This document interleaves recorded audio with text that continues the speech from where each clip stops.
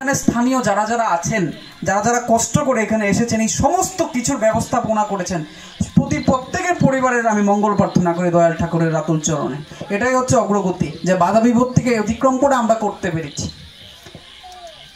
ভাই সব আমার শ্রদ্ধেয় গুরু ভাতা সৈকত দাদা ছিল দেওঘরে, আচার্য সঙ্গের কথা বললো। গত শীতে আমিও ছিলাম, আচার্যদেবের কাছে একটা গল্প শুনেছি, সেই গল্পটা বলি। এক দেশে এক রাজন ছিল, মানে রাজা ছিল। সেই রাজা, তার 3টা বউ ছিল, বড় বউ, মেজ বউ, ছোট বউ।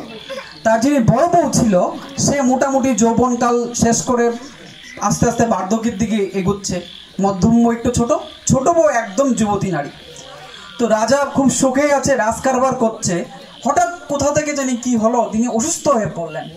বিভিন্ন জায়গা থেকে রাজবৈদ্যরা আসলো, এসে রাজা মশাইকে দেখলো ভালোভাবে, দেখে বলছে, রাজা মশাই, আপনি যদি আরও কিছুদিন যাবৎ সুস্থভাবে বেঁচে থাকতে চান, তাহলে আপনাকে এই ভিড়ের মধ্যে, এই রাজদরবারের কাজ শেষ করে আপনি কোথাও বনের মধ্যে গিয়ে শান্তিতে 1-2 জনের সাথে মিলে একাকিত্বভাবে বসবাস করুন, তাতেই আপনি কিছুটা সুস্থ হয়ে উঠবেন।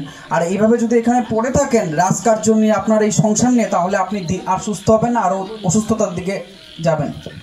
রাজা কিছুটা হতাশা হয়ে সবার আগে গিয়ে তার ছোট বউ, ছোট রানীর কাছে গেল, যে রানী, আমার তো এরকম শরীর খারাপ হয়েছে, তা তুমি কি আমার সাথে যাবে এই বনবাসে? ছোট রানী বলে উঠলো, পাগল নাকি, আপনার সাথে আমি বনে যাব? আমার বয়স কত? আপনি মরে গেলে আরেক রাজাকে ধরে বিয়ে করে নেব, আমি এখন আপনার সাথে বনবাসে কেন যাব? তো মধ্যম রানীকে বললো, মধ্যম রানী বলছে, রাজামশাই, বনবাসে গিয়ে কি হবে? রাজ পরিবার থেকে সবাইকে বের করে দিন, শুধু আপনি আর আমি আর আপনি, আমরা দুজনে মিলে আনন্দে সংসার করব। তো সেটাও হচ্ছে না শর্ত মোতাবেক। এবার গেছে সেই পুরোনো দিনের বড় বউয়ের কাছে। তো বড় বউকে বলো, বড় বউ এই অবস্থা, ঠিক আছে তাহলে কালকেই চলুন, কালকেই বেরিয়ে পড়ি, জঙ্গলে যেতে হলে জঙ্গলে যাব। তো এখানে আমাদের যে ছোট বউ কে জানেন? আমাদের ধন সম্পদ ঐশ্বর্য যেই নিয়ে আমরা সবসময় ব্যস্ত থাকি। মারা যখন যাব, নিমেষে আরেকজনের হয়ে যাবে। যে বাড়িটাতে আমি থাকছি, সেই বাড়িটাতে অন্য কেউ থাকবে, আমার থাকবে না। মধ্যম বউকেও জানেন, এই দেহটা শ্মশান পর্যন্ত গিয়ে টাটা বাই বাই চলে যাবে। আর বড় বউ হচ্ছে সেই পরমাত্মা, সেই আত্মা, যিনি আমার মধ্যে আছেন। তাহলে আমরা কিন্তু ঠাকুর আছে দেখেই কিন্তু আমরা আসছি, ঠাকুর আছে দেখেই আমরা সব কিছু করছি। তা আমাদের প্রথম কাজ হচ্ছে আমরা কিভাবে ঠাকুরকে জীবন্ত রেখে চলবো। ঠাকুর, আমরা যখন যাই, বিপদে পড়ি, সবসময় ঠাকুরের কাছে প্রার্থনা করি। একটু আগে দাদা বলছিল যে ঠাকুরের কাছে প্রার্থনা করি। এখানে যারা যারা আছেন, কেউ বলতে পারবেন আমি সব দিক থেকে খুব ভালো আছি, খুব আনন্দে আছি, আমার কোনো কিছুর অভাব নাই? কেউ পারবে? কিছু না কিছু একটা অভাব থাকবে। হয়তো সে যদি পাগল হয় তাহলে বুঝতে পারবে না, নয়তো মহাপুরুষ, তার কোনো অভাব থাকবে না। সবার অভাব থাকবে। কেউ সুস্থতার অভাব, বাড়িতে কেউ অসুস্থ থাকে, কারোর টাকা পয়সার সমস্যা আছে, কারোর ঘরের পরিবারের মধ্যে স্বামী স্ত্রীর মধ্যে বা সন্তানের সাথে ঝামেলা আছে, কারোর বাড়িতে দাদারা বা সন্তানরা নেশা কারবার করে বেরোচ্ছে।